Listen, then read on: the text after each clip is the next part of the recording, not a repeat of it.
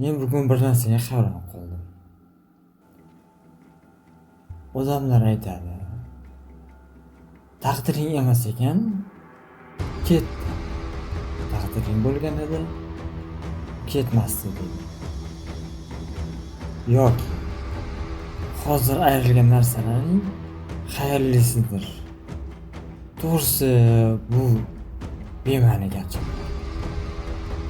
Va men buni isbotlab beraman. Tasavvur qil, taqdiring yozilgan ekan, xo'p. Buni men nimaga o'xshataman?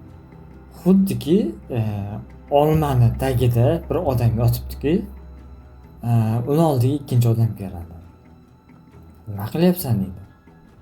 Olma pishishini kutyapman.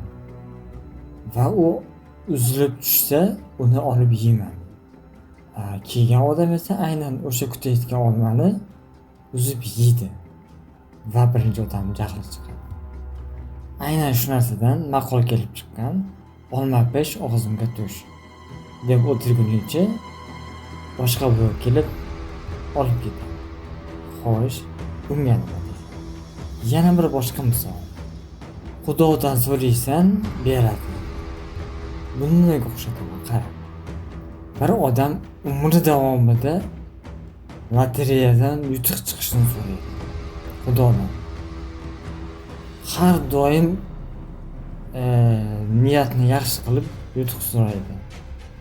U olamda o'tadi.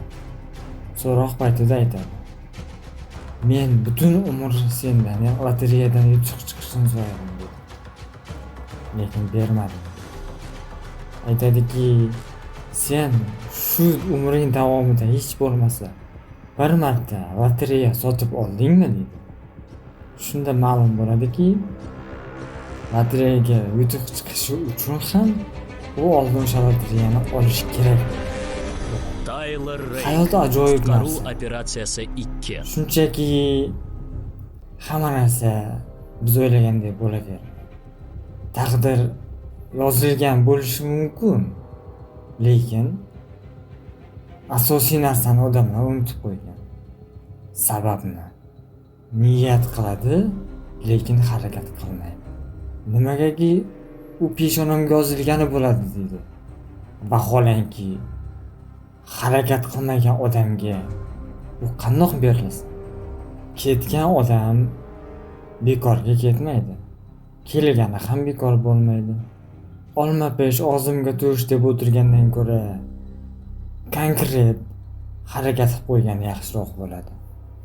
O'shanda aniq bo'ladi. Harakati uchun natija bo'ladi.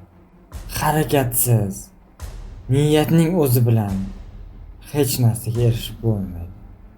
Shunday ekan, realroq o'ylab ko'raylikda, hammasini taqdir izniga yo'yavermasdan harakat ham qil.